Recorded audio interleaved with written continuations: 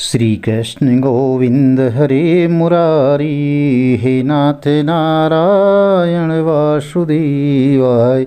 ओम नमो भगवते वासुदेवाय, नमो नमः। जय श्री कृष्ण मित्रों, राधे राधे। आज की वीडियो में वैशाख पूर्णमासी व्रत कथा का श्रवण करने जा रहे हैं। प्रिय भक्तजनों, हमें कथा को सच्चे मन से, सच्चे भाव से स्मरण करना चाहिए, सुनना चाहिए और भगवान श्री हरि विष्णु का ध्यान करना चाहिए। चलिए आज वैशाख माह पूर्णमासी व्रत कथा का श्रवण करते हैं। सनातन परंपरा में वैशाख पूर्णिमा का बहुत बड़ा महत्व बताया गया है। इस दिन का व्रत रखने से, भगवान श्री हरि विष्णु का पूजन करने से साधक की हर मनोकामना पूर्ण होती है।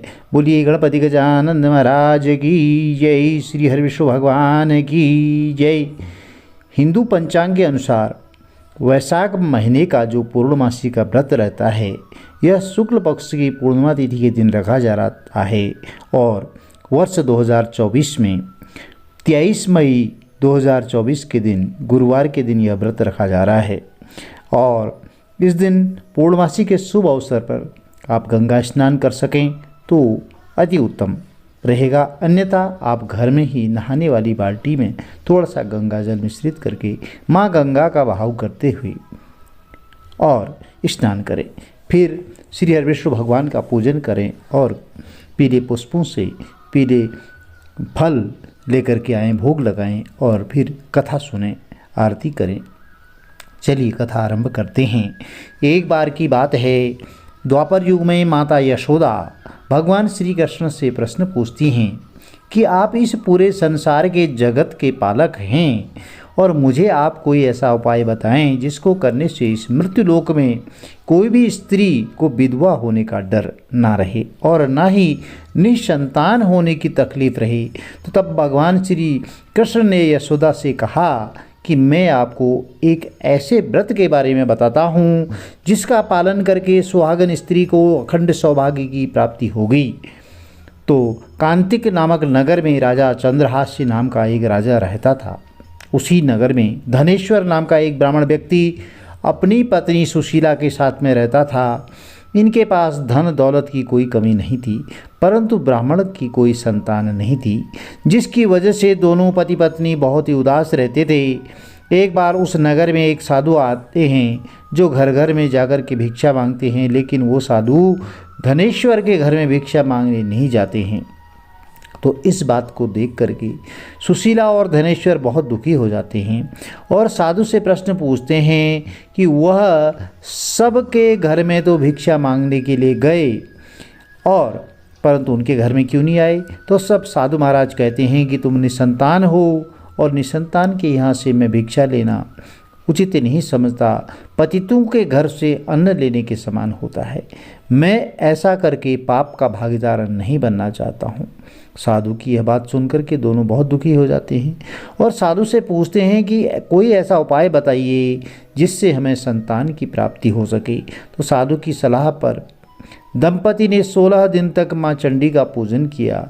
ब्राह्मण दंपति की भक्ति से माँ प्रसन्न हुई और सुशीला को गर्भवती होने का वरदान मिला। इसके साथ ही उन्होंने यह भी कहा कि तुम प्रत्येक पूर्णमासी के दिन दीपक जलाओ और सभी पूर्णिमा को दीपक की संख्या बढ़ती ही जानी चाहिए। ऐसे में पूरे 32 दीपक जलाओ।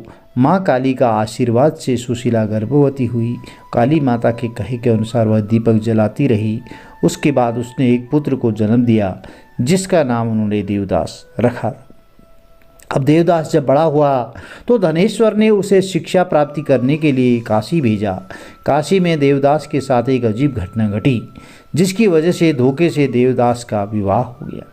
जब देवदास ने बताया कि वह अल्पायु में है, फिर भी उसका विवाह और जबरदस्ती के साथ करवा दिया गया। तो कुछ समय बाद जब काल देवदास के प्राण लेने आया तो काल देवदास के प्राण लिए बिना ही चला गया।